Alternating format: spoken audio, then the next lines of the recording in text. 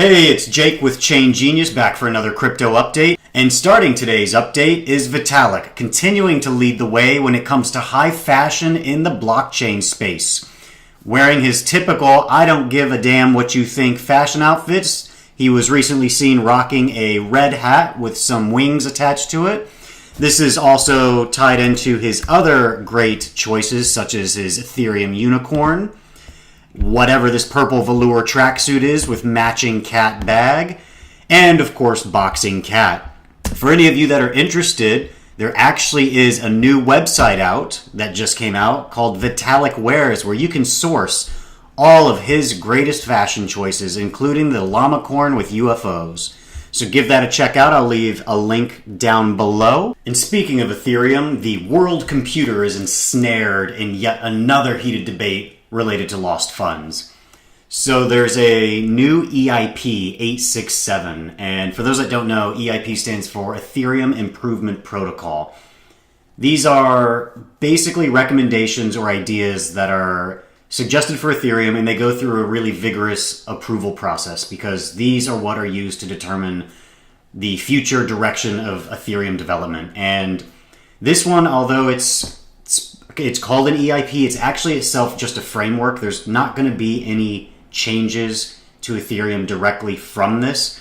But what it's doing is it would create a framework for how Ethereum should handle refunds and lost funds in the future. And basically the idea is these ERPs, Ethereum Recovery Protocols, are meant to be more frameworked and process-oriented in order to deal with these instead of kind of an ad hoc basis. And recently, the biggest thing that's been happening with this is EIP Editor-in-Chief for the GitHub, Yoichi Hirai, has stepped down citing legal issues and concerns because of this. And the reason for that is, why all of this is important in the first place is that Ethereum's undergone quite a few significant losses in its young life. Parity saw 2 hacks last year, one for 421 million and another one a few months earlier. That was about 123 million. Kraken and my Ether wallet have both lost funds. And even, of course, the biggest one being the DAO hack that resulted in the Ether Classic fork coming out of it. And there's two really big views on this. One, the first one I'm going to cover is related to code is law. And that's why Ethereum Classic got created in the first place, is basically blockchain, all executions, all transactions on the blockchain, they're immutable. You can't change them. Once you've done it, you can't override it. They've been executed. It's done. And the community on this side views that as necessary pain points on the path to learning how to manage this new technology of blockchain. And some of the concerns they have is that by allowing Ethereum to consistently recover lost funds and create forks to take care of that, you're giving the Ethereum devs too much power because you're allowing them to select, even with a framework, you're allowing them to select and control when, how, and how often forks should be happening.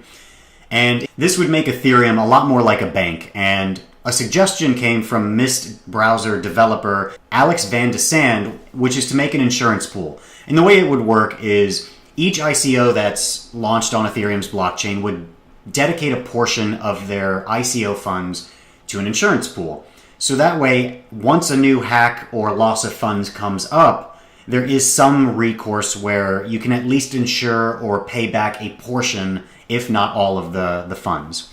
The other view of this is that code is a process. This is the other side of the debate. And basically, they argue that when fund ownership is clear and indisputable, such as the case with Kraken, the exchange, recovery should be able to occur. And really that comes out of the idea that Ethereum has a responsibility to its users, and allowing some minimum level of protection would also allow them to minimize risk, which would increase adoption because more institutional investors would feel safer to work on this platform. And that's actually the mindset that Vitalik took during the DAO fork, is that Ethereum was too small. It would not have survived its partnerships, the EEA, Ethereum Enterprise Alliance partnerships, because it was just too small to absorb a $150 million loss at that time.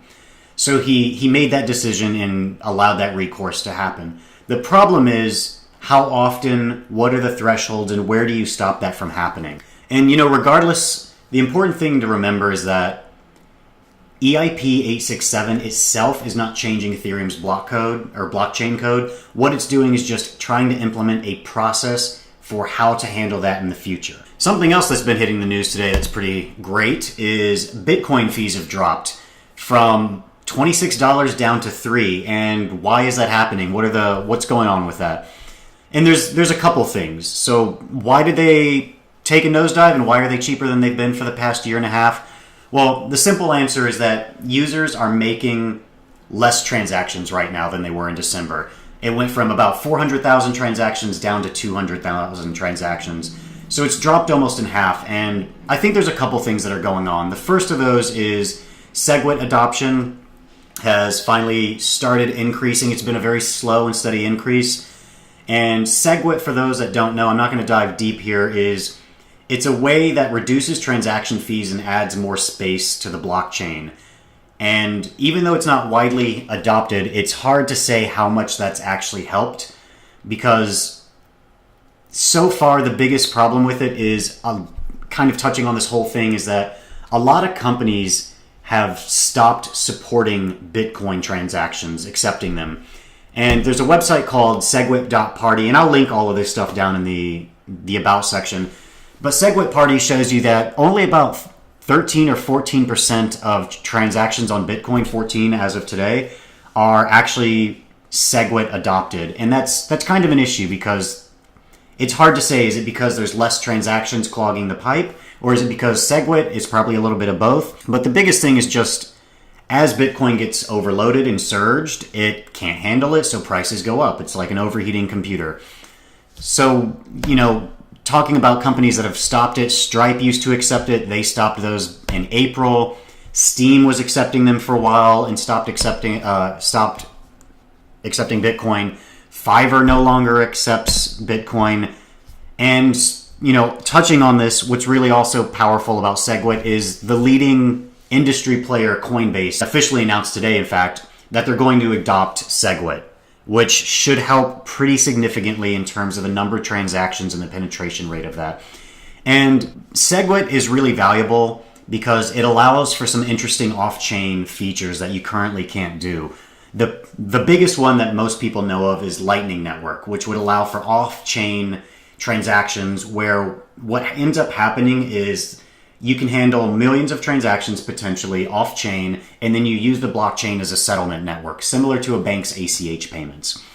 And the other thing this opens up is the door to atomic swaps, which would allow peer-to-peer exchanges of different assets, so Bitcoin for Litecoin, or potentially Ethereum, Neo. Basically, anyone that's adopted SegWit on their chain would be able to potentially allow atomic swaps without an exchange, a third-party exchange as an intermediary. And that's really powerful because it's peer-to-peer controlled funds, and that's the idea of blockchain in the first place, is not allowing anyone else to have control of your funds at any time. Now, whether or not Lightning Network itself is really valuable, I'm not going to get into the debate about that, but atomic swaps and peer-to-peer transactions are really valuable. And finally, just a bit of good news is Twitch and YouTube streamers can now accept Nano using OneUpCoin. It's a project that was started by a Twitcher.